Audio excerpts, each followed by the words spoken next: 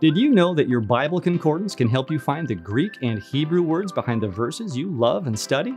Today, I'm going to show you how to use a Bible Concordance to dive deeper into the words of the Bible by looking up the Greek and Hebrew behind them.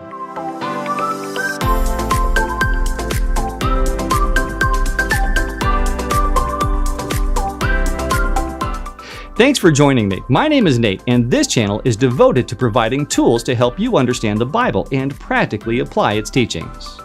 If this is your first video, click the subscribe button to join our family. And if you want to participate in our free online Bible study bootcamp, click the link in the description below. There are a lot of good uses for a Bible concordance. I'd like to share just one more with you today.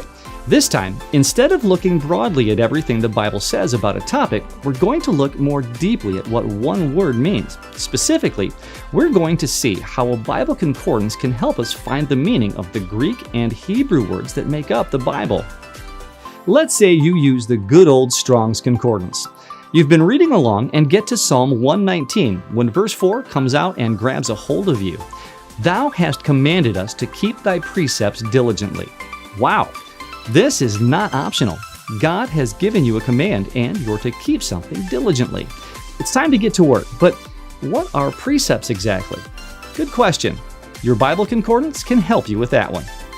Open it up and find the P's. Now flip till you get to PR, then PRE. There you are, precepts, that's the one.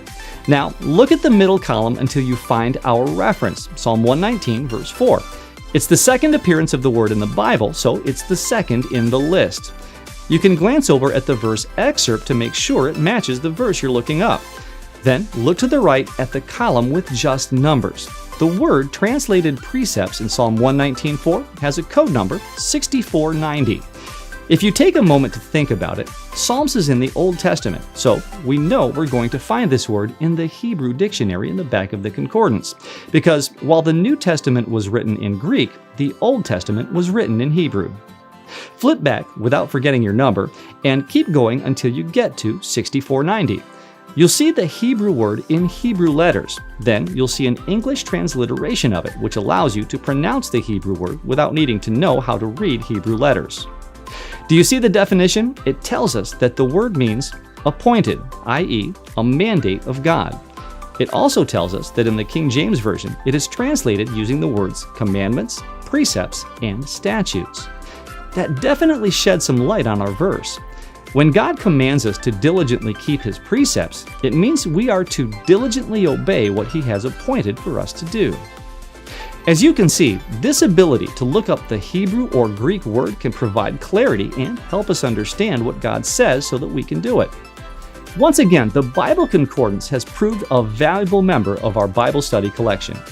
So, if you've been following along in this series on how to use a Bible Concordance, you'll know what a Bible Concordance is, how to pick one, how to understand and use it, and how to actually put it to work in your Bible study.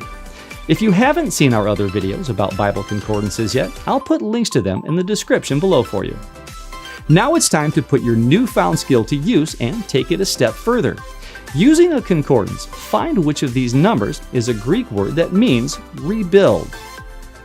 When you find it, say "got it" in the comments below, and while you're there, ask us any questions you might have or suggest a topic you'd like us to cover. If you found this video helpful, go ahead and click the like button. Also, if you haven't done so already, consider subscribing to the channel and click the notification bell so you won't miss when we post a new video. Until next time, stop reading, start studying.